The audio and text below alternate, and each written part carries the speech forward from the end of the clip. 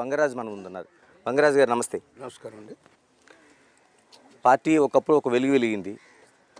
నారాయణస్వామి గారు లాంటి లీడరు 7 సార్లు ఎమ్మెల్యేగా చేశారు, ఒకసారి మంత్రి చేశారు.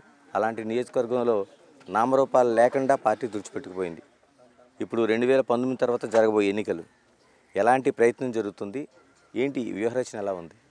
ఈ నియోజకవర్గం నెల్లిమర్ల నియోజకవర్గం 1983 నుంచి నారాయణస్వామి నాయుడు గారు మరి అలాగే మహంతి చిన్నవనాయుడు గారు సారథ్యంలో ఎప్పుడు కూడా కంచుకోటగానే సాగింది.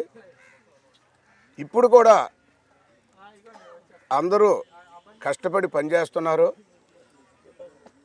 ఈ నియోజకవర్గం జనసేనకి ఇచ్చినా తెలుగుదేశంకి ఇచ్చినా అందరూ కూడా కష్టపడి పనిచేస్తారు.